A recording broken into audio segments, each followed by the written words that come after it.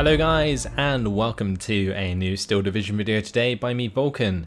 Today I have for you a 4 versus 4 on Odon, and in this one I'm not actually playing myself, but I am playing with Valh, Betts and Monkey Boom, who are going to be using the 1st SSB and the 4th Armoured.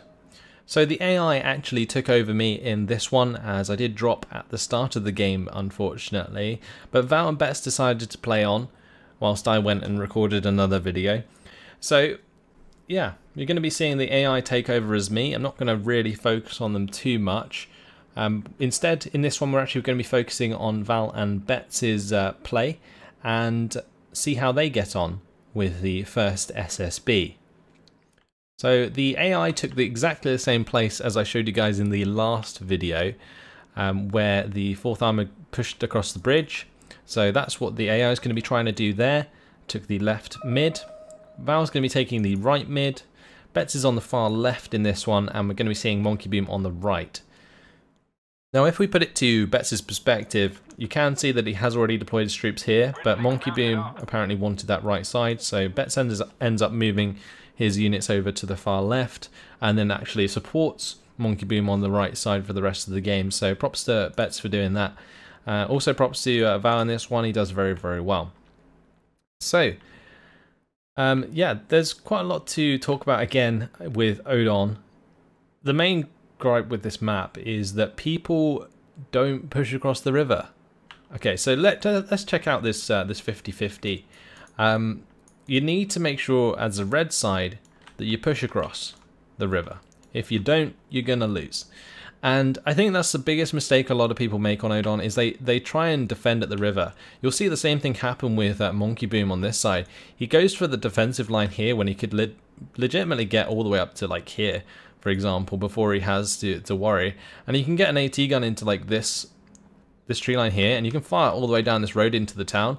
And you can contest at the 50-50 quite easily. Yes, they're probably going to get into these buildings before you, but you can get in behind this tree line before they can, and you're holding the 50-50 where it originally is. Same on this side. You can actually get across this bridge. You should be basically starting to cross this bridge as your opponent arrives down here. So you can get these like really interesting engagements if you unload an AT gun here, for example, as the red side, which is still very much in your territory. You kind of cut off this road, you can get your troops across and continue to contest the halfway mark.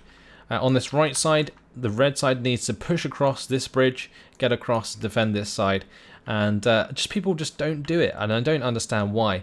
I'm pretty sure people know how to play the game, and making sure that you have more land than the opponent is the way to win. So you'd think that people would have got to grips with that now, but either way, still doesn't really happen. So just make sure you think about that, guys. If you're playing, if you aren't as experienced in the game, territory is everything. Don't care about your kills and losses. Push really hard. Watch what the AI does. The AI just plays for territory. They don't really care about their losses. They just go balls to the wall, push through the front line, really try and penetrate, and yeah, this is getting very sexual. But either way, they know what they're doing, and by watching the AI and sort of seeing where they push for territory is a good way to sort of find a balance between losing units and basically sacrificing units for gaining territory. And it's something that yeah, I think works quite well once you get to know it. But on a map like this, you need to be very aware of it. Now, I was just thinking that it would be nice if there was like some sort of tool in order to bring up the original halfway mark on the map. I think that would be like a really nice thing to introduce, where you can see like line of sight with C. Imagine if you had another button that showed like the original 50-50. So like if you were pushed in on one side, you'd see how much land you had to like take back in order to make it 50-50 again. I think that'd be a really nice sort of a way to encourage people to take back land that they'd lost, and make sure that they are pushing up to the 50-50 for the majority of the game, because I think that's where a lot of players lose out. They're not bad at microing their units or playing with their units. They're bad at like managing the front line and making sure they have units in the right places to do that. So for example, like spreading out infantry in places and keeping places lightly defended just so that you are holding the front line forwards. But here we go. Betts moving up on the left side. Bunch of infantry, command infantry. Going to be seeing plenty of the commando tank busters, and it looks like 2 Sherman 2s at the start of the game for Betts. Now I have watched a part of this replay.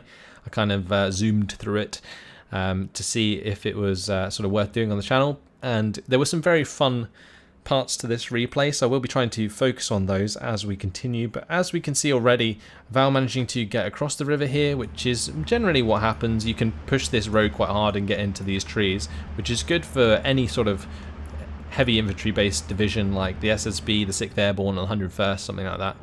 They can get through and take control of these trees very, very easily. Over on this side, we can see the AI pushing across the river, trying to get as much ground as possible. And the AI won't even unload until it really bumps into some resistance, so that will just keep going and try and get as far up as they can. Betts is unloaded here on this side of the river, and you can see that there's already been quite a lot of neglected ground on this left side. And the halfway mark again is like not even there, it's like here. So that's your 6% right there. All of that highlighted in the box. That's your 6% territory. On the right side you can see they're losing territory because Monkey Booms played quite conservatively and defended at this town. So yeah, ideally what you want to be doing, like Monkey Boom here, he wants to be having rifles follow these roads either side to make sure he has ground here and make sure he has ground here, because at the moment there's going to be like a salient forming here if like an infantry squad just decided to run across the river. Fortunately, Valh's got that covered on the left side and Betts has got it covered on the right side, so Monkey Boom doesn't have to worry too much. But starting with a complete lack of infantry there is incredibly risky from Monkey Boom. By the way, on the left side, Sherman 2 going to be helping deal with the MG42 that's defending the bridge there. A couple of Commando Fusilier Marines coming up. And we are going to be seeing the purchase of a Seafire L3. 2 of those coming out. Both of them going to be heading straight for the HS129 that Brent is using. But there's already a flak 38 20mm on the ground here, so that's going to be firing away, trying to pin down these Seafires early on. And they don't do too much. I mean, they're good enough to sort of maybe pin the Seafires, but you see here these Seafires, they don't actually have much ammunition, so Valh Seafire going to be forced to fall back. Betts' Seafire, unfortunately, also going to run out of ammunition, and the HS129's going to get away. That's the trouble with those recon Seafires, is they do actually have a serious lack of ammunition. That's mainly due to their clipped wings, but yeah. Either way, German 2 here, going to be hitting the Pak 38. And he's going to pin that down. He needs to make sure that he keeps line of sight on that, and I think he's trying to do that with the commando assaults here, but they're getting killed off by the spear troop. I'm really quite worried that this Pak 38 is just going to pop out and kill the Sherman 2, so we'll keep an eye on that. Commando tank busters are coming up. Commando Fusilier Marines are in nice position. Do have the armoured leader from the AI coming over to help out, which is nice. Sherman 3 coming up with the Panzergrenadier. Or 2, getting the Panzergrenadier. There you go, takes them out nice and easy. And this Sherman 2 just completely lost track of the Pak 38, and there you go, boom. Gonna get wrecked very easily. Also some off-map coming in there. Might possibly take out the Commando Tank Busters. So on this right side, looks like Okita is managing to play quite aggressively, although he is going to lose Armada there. On this right side, a bit of ground being made by Betts, but that should be cut off quite quickly if all of the looks come over. Does have the Commando Tank Busters to maybe take care of them, but as soon as like 330 or 20mm autocannons get on target, a Commando Tank Buster is not going to last very long. Another unit lost on the left side to the Pak 38. And looks like the AI here is just going to suicide some units towards the Pak 38 there as well. Yeah, there we go. M20 goes down to what looks like Stostrup. This is the 17th SS Panzergrenadier player on the left side, but in the mid, I mean, look at the AI. It's punched all the way through.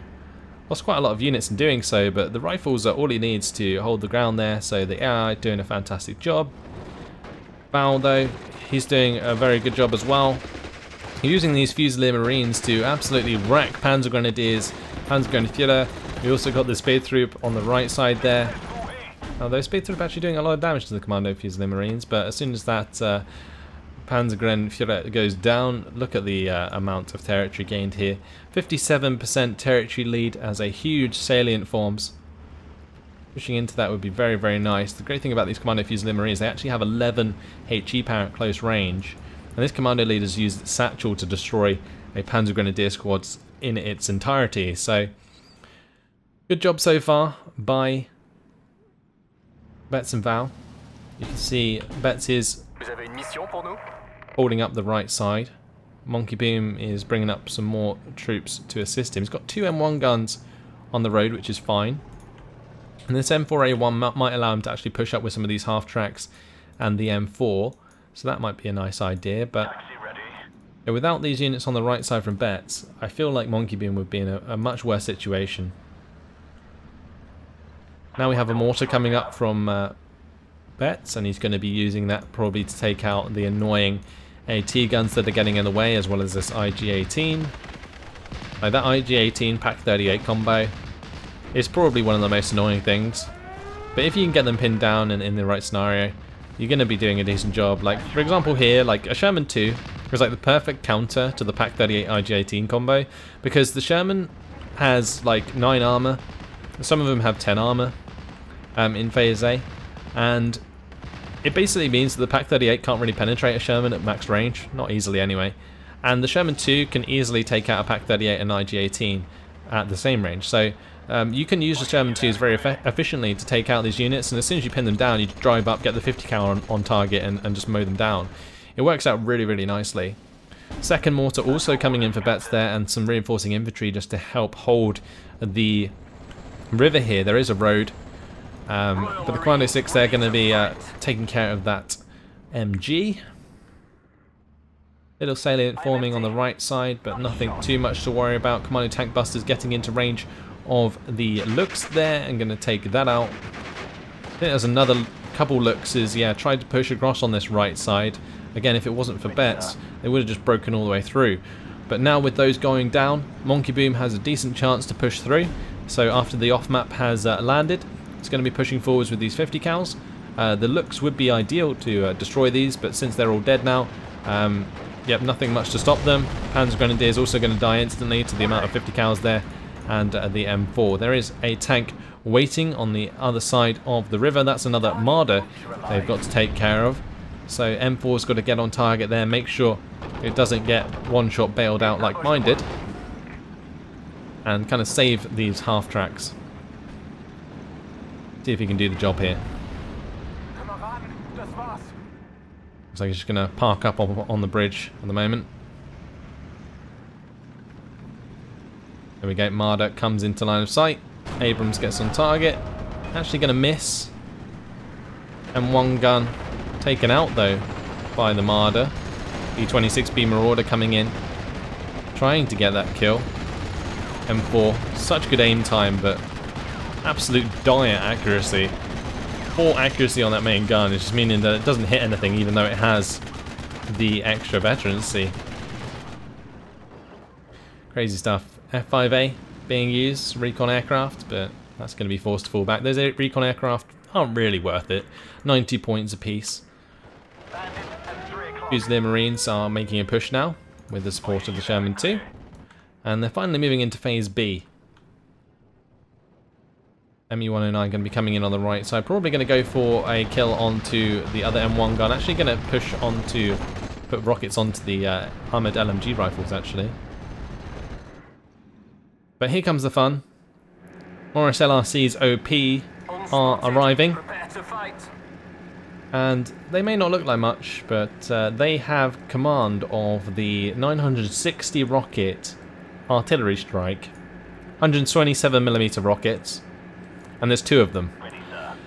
So normally they're not actually that great on their own because they actually fail to pin things down in an entire strike, and you'll see how long it lasts. But yeah, having 2 of them should definitely do the job, and basically what they're planning to do here is set up onto this town and take over the town with the help of the rocket strike.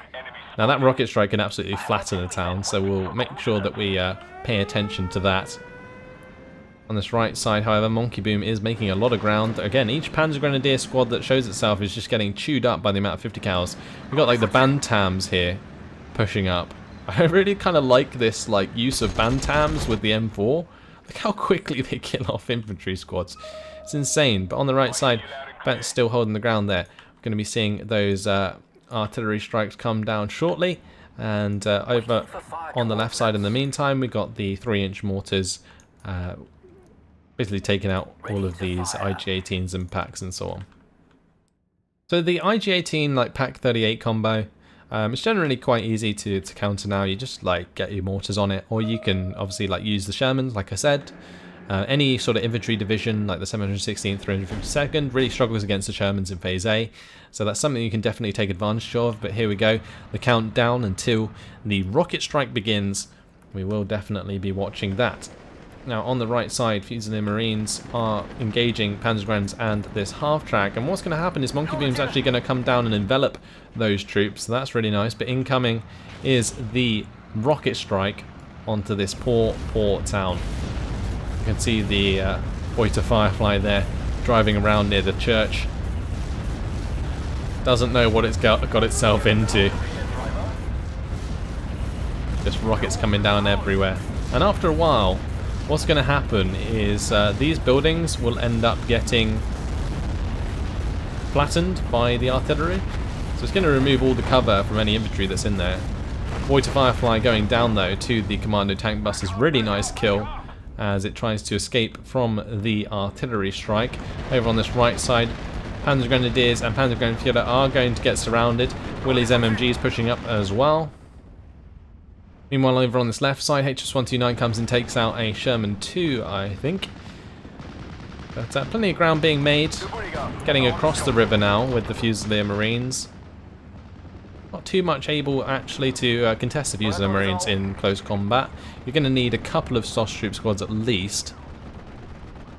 Especially with all of the fire support here. There's multiple 50 cals on target. HS-129 coming in for another strike though. Has used up all of its ammunition though, by the looks of things, so no more strikes there. Now meanwhile in the middle, the AI is still pushing very hard, still maintaining the ground here. They actually have like literally no AT left in this area. Like a couple tanks pushing through here from Brent would work really nicely, but he's playing the 3rd Fallschirmjäger. I guess what I'd like to see from Brent at this point would be like Fallschirmjägers kill the rifles really quickly and just push back. I mean, the AI is just spamming infantry. There's not actually too much substance there. You could take back that, get back a lot of ground, but on this right side, looks like things are collapsing as Betts is moving up with his Willys MMG, taking a lot of ground, pushing the 58% territory lead, giving them the +2. Sherman 2 coming up to join Monkey Boom's forces, and the infantry is continuing to spread out over here. It's going to become a real pain in the ass to get rid of. Also got a couple extra units coming up to the right side of the town, and Valh has plenty of infantry on the way as this rocket strike is still continuing. You can see the buildings are starting to just fall apart. Just so many rockets coming down, and anything that's left in this town is just, going to be gone. Either way, Focke-Wulf shot down on the left side, I believe. Another Focke-Wulf 190G1 coming in. Also HS-129. Going to be doing a lot of damage. Rocket strike coming in to try and take out the 3-inch mortar, but that's actually going to end up missing. Not entirely sure what that was. A Nebelwerfer. Yeah, unfortunately not proving very reliable there in taking out those 3-inch mortars. So let's put it back to Betts' point of view. In the mid, yeah, the AI is just spamming infantry at the opponents and holding the ground there. The artillery is still very much ongoing here, and I mean, even more buildings have been crushed since I last checked. Yeah, just ground being made on the right side now. The Sherman 2 Royal Marine combo is actually really, really strong. Like, just Shermans and Royal Marines together just works really, really well. Because Royal Marines are actually really decent at close range, as well as having the Piat. And then you have the Sherman 2, which has obviously the AP main gun, with the epic fire support as well. So you're making a lot of ground here. Because their Marines Commando Assaults just pushing very, very hard, 59% territory lead. And there was a small attack here onto Valh, but Valh's maintained and contained that very nicely. Infantry has arrived, ready to push into the town. As you can see, the strike is very much still ongoing. And that is the beauty of these Morris LRC OPs. Those 127mm rocket battery off map, it's just insane. It just really is. It's just constant. Like, you couldn't move anything through that town. And honestly, a lot of these towns, something to point out, these towns, they have a lot of roads going to them. So if, for example, you want to like reinforce down here or over here, you're gonna have to come through this town. And if there's like a rocket strike ongoing, you're not going to be able to reinforce appropriately, which is something you can definitely take advantage of. Commando Royal Marines there going to be taking out a half track on this far left side. There is some anti-air being brought in now from Betts to help defend. That Focke-Wulf 190 going to be going for the bombing strike onto the mortar. That mortar's taken an absolute beating so far, but Betts still holding the line on the left. I think he's very much focused on his right side though, as he continues to push forwards with Monkey Boom. Hellcat coming in with its own bombs, going to be forcing that tank to fall back. That is a Panzer IV-J, and since it's falling back, you can actually push up the Sherman 2 to try and take care of it. But the Commando Tank Busters might do the job. Yes, they will. Bailed out the Panzer IV there. So here comes the infantry. Anything that was left in that town is probably going to end up surrendering, and if not, well, it will very shortly afterwards. And you can see some Panzer Grenadiers left over in there, just going to get killed off very quickly. But I mean, a lot of troops arriving. Look how many there are, all bunched up. It's a disaster waiting to happen, really. So spreading out into the town, not many buildings actually left occupiable, and here comes the Panzerwerfer. Oh my lord. Oh, that is absolutely disgusting, isn't it? 10 rockets onto so much infantry there. Oh my. This is just the town of death, isn't it? Seriously, look at that. They're gonna get the hell out of there, that's for sure. Gonna go do a runner as like the entire town just evacuates. Crazy stuff. That was a really, really, really nice Panzerwerfer strike. It's like the ultimate bait. You let the enemy like RT the town for like a good 5 minutes. You know they're going to attack into it afterwards. You just line up a Panzerwerfer and kill them as they come in. It was actually insane. That was really, really nice. So yeah, anyway, HS-129 going to be forced to fall back. Too many 50 cals there. Also got the CGMC on target, so that's nice. But yeah, that infantry, that's going to all need to be sorted out and pushed back into that town. Royal Marines are trying to get into range of the 258 there. I guess the only thing, or only trouble with these Morris LRCs is, after that rocket strike's done, those units are just completely useless, and I mean, you only get one strike, so yeah, it's not ideal. But 61% territory lead now in favour of the Allies. They've basically taken over the town, which is the whole idea of that rocket strike. But my god, was that Panzerwerfer on point. If they had another one now, oh, that would just be such a juicy strike. That's a lot of ground being made on the right side, as Okita, I mean, he has been double teamed for the majority of the game, so you can't really expect Okita to hold the line on his own. He really needs the support of his teammates, but I mean, across the board, his teammates are being pushed back, so there's not too much support to be had. HS-129 coming in, still harassing the AI. I think Honestly, Brent was giving way too much respect to the AI here. And yeah, I mean, on this left side, Betts is doing a great job of holding the line across the river. But I would love to see, like, again, the opponent being way more aggressive, try and get across the river and secure the 50-50. Because Betts is basically investing half of his troops on the right side of the map. And I guess if there was some sort of communication there, then you would know that, and you'd be able to push because of that. But maybe he thinks, oh, I'm being double teamed as well, because the AI is actually helping Betts on the left side quite a lot. I don't know, it's probably, I think helping is a strong word. Suiciding on the left side for Betts, creating a meat wall. But yeah, Hellcat's now being bought up by Betts to provide those bombing strikes. But not too much time left in this game. 6 minutes left on the clock until Valh, Betts and Monkey Boom are victorious. So what can they do? I mean, from this point, you can secure this town here. That would be the first thing that I would expect people to do. You've secured this town. Pushing across the open with all of this infantry is really, really hard to do. Like, the terrain isn't ideal here at all. And you can see that anything that really reveals itself now is just going to get hammered by supporting fire.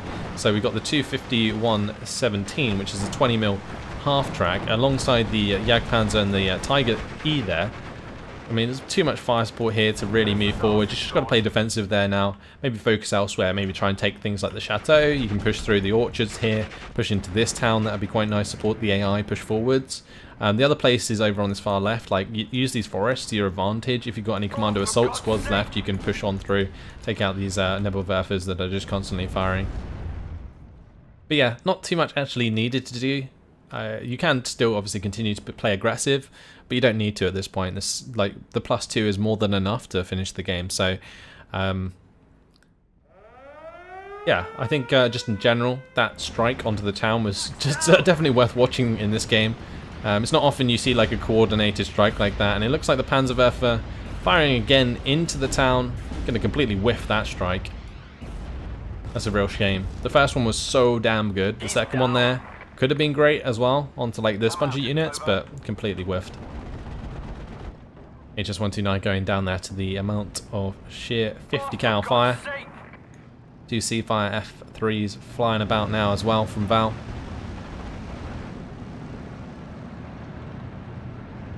Yeah. Not too much the Axis can do from here.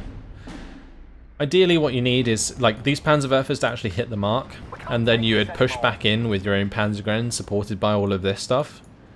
But if you're not hitting the mark with those Panzerwerfers, then you just have such a hard time pushing against like the elite infantry. It's really, really hard. Same goes for this right side. You got to find these infantry squads and take them out. Like have a recon squad move towards the tree line. You could spot this commando tank buster before it could open fire. Same with the Fusilier Marines. If they open fire with their Bren guns, you can just demolish them. So moving like just an infantry squad over on that side, killing those infantry squads, pushing through the tree lines would work out quite nicely. But you just got to make sure you coordinate it properly. And honestly, at this point, it's quite hard to do because the opponents will be so far behind in actual points on the map. So basically, if we go to the neutral perspective, you'll see that like the allies have like way more stuff on the map here, especially on this right side. There's just like way more stuff. So in order to like pull off what I said here, like sending an extra unit of infantry over to probe the tree line, demolish it with fire support, you'd need those extra units, and there just isn't those on the map anymore because they've lost so hard earlier on in the game. Same goes for here. Look how many more infantry squads there are. I mean, if I highlight all of the blue side allied squads, and then compare it to like highlighting all of the red side squads, you can see just how many less there are available to make like different strategic plays. The main place that you could push is like here into the AI. Like as soon as you know that this is an AI, I think you just push on it really hard. And they are sort of doing the right idea here, but again, look how they're following the river. The Stoss troop could easily push across the river here, but they're just not. They're like, oh, we're going to defend at the river. But that's not how you're supposed to do it. You're supposed to push across the river. The halfway point, I mean, it's like here. It's literally here. So this is like at least 3% territory, 4% territory that you're just giving to the opponent for free. Even when like these Stoss Troop squads ganged up on the Royal Marines would absolutely demolish them. So there's just a lot of opportunities like that that like the opponents could use to get back into this game. But I mean, unfortunately at this point, like I said before, there's just not really the availability of troops on the map to make the strategic plays that you need to. A lot of bunch up units here, not ideal. Panzer Grenadiers have a good chance of taking out a lot of those if they weren't pinned down. HS-129s might end up picking up the kills, but the Seafire L3 and the Seafire F3 going to be coming on to the back of the HS-129 there. My engine is on fire. And Akita did surrender, so One more kill. Akita did bring over some units to that right side, and they are being taken over by the AI now. Let's see where Akita stands on this map. Yeah, he pretty much had barely any units left. Got absolutely crushed. The AI just brought in a couple of Panzer IVHs there. He only had 2 units left otherwise. It's pretty incredible. And from the neutral perspective, there's just nothing left on this right flank. It's just waiting to be broken and just push through to the spawn. Probably not going to be time for that though, as there is only 1 minute and 20 seconds left until victory. Hellcats are going to be forced to fall back because of the AA. The AA is actually really nice here. Stops the Allied side from using the extra points for those airstrikes efficiently. Werframmen coming up, that's going to take out a nice amount of units. These Werframmens actually are really good for this situation. They have 6 rockets, they actually have like a reload available, and they are just fantastic for demolishing elite infantry that's bunched up like this. So yeah, that's really nice. There's also the Panzerwerfer there, of course, that's ready to fire. And that would definitely be a nice idea, the Werframmen and the Panzerwerfer, to push back onto all of this infantry, but it's just a little bit too late at this point. The +2's not going anywhere anytime soon. 30 seconds left on the clock. Focke-Wulf 190G1 going to be coming in to bomb the Humber Mark III. Going to try and take that out before it takes out the Werframmen, but not in time, unfortunately. And that's your lot. 15 seconds on the clock. The AI pushing through quite nicely. Still making ground at the end of the day. To all units, enemy sighted. But that is it. Allied victory in 28 minutes and 13 seconds by points limit. And there you go. Yeah, you can see there.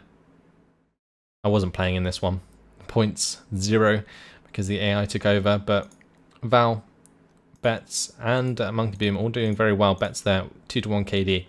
Very nice indeed. And if we go to his kills, then we can see that the Sherman 2s, they did okay early on. Didn't really pay themselves off very well, but the Commando Tank Buster there definitely did. That was on the right side. The off-map, killing a Panzer Grenadier and Sturm Pioneer in the Pak 38. But yeah, not actually too many kills. I think a lot of the ground was made early on, and with the supporting push on the right side from Betts and Monkey Boom like working together, managed to overrun Akita quite well. Brent though, definitely getting a nice KD. Could have been very much more aggressive against the 4th Armoured, who like the AI just completely suicided into Brent, and he could have definitely taken advantage of that, but didn't. Either way, that's your lot. Hopefully you guys enjoy this one, and I think it was quite informative of how to like bring things back in the game, and it also had some fun elements, so hopefully you guys all enjoyed it. Thanks for watching, and I'll see you in the next video. Goodbye.